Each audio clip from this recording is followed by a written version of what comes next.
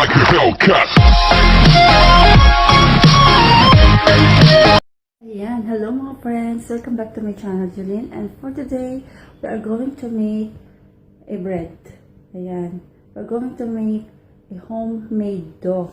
Ayan, so, habang nakakarantin po tayo dahil sa coronavirus, gumawa na lang po tayo ng tinapay. Ayan, para hindi tayo magutom sa loob ng bahay. So, ayan, let's start. So, ayan mga friends, ganito muna yung ating style ng camera para makita po natin to. Ayan. So, ang una natin gagawin, kailangan natin ng flour. We need 2 mugs of flour. Ayan. Mga friends, naka 5 minutes na po tayo. 5 minutes pang ating hihintayin para mailagay na natin ang ating mga extra ingredients. Ayan. So, habang naghihintay tayo, gusto ko lang po i-shout out yung aking mga friends na nanonood at inaabangan talaga nila itong tinapay ko. Ayan. Shout out po kay Paleng, Fresh from Philippines, at kay Jenna, Fresh from Europe. Ayan, yung dalawang friend ko na yan. Talagang supportive yan. Supportive yan. Tsaka salamat sa inyo. Lagi nyo ako pinapasaya. Ayan, I love you. Ayan, love na love ko yung dalawang friend ko na yan. Ayan, so, konting minuto pa. At atin na tatapusin yan. Ayan. So, Paleng, meron akong 40 ko para hindi ako magkamali at siguradong tinapay yan. Ayan. Sure. O, diba? Tatawa ako. Walang tiwala, walang tiwala sa mga friends ko. Ayan, sige. Let us see kung talagang tinapay yan. So, ayan na mga friends. After 10 minutes of waiting, ayan, we're going to add now our more ingredients.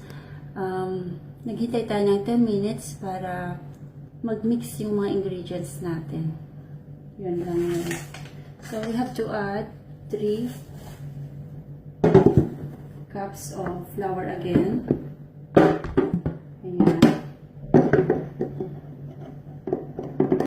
So, ayan na friend, ang ating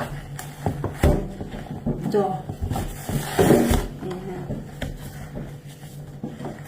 See?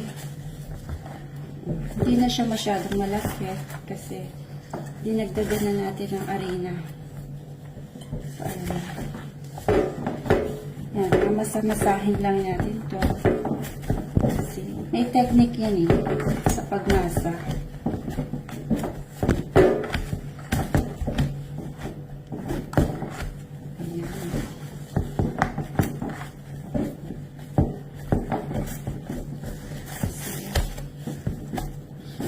Tanggalin natin ito kasi nahihirapan ako.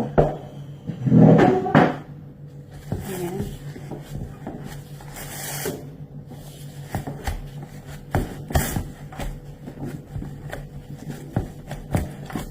So, ito na yung ating harina. So, friends, this is now our dough.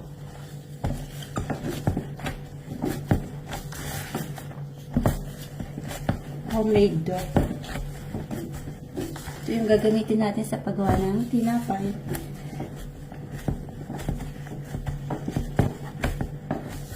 Ayan.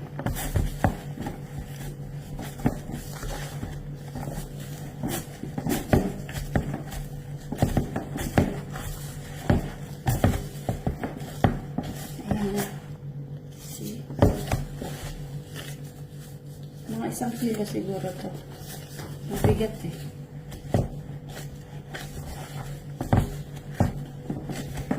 Ayan.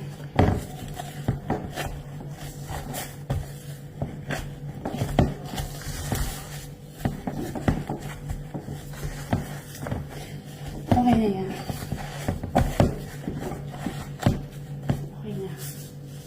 Now, we are going to cover it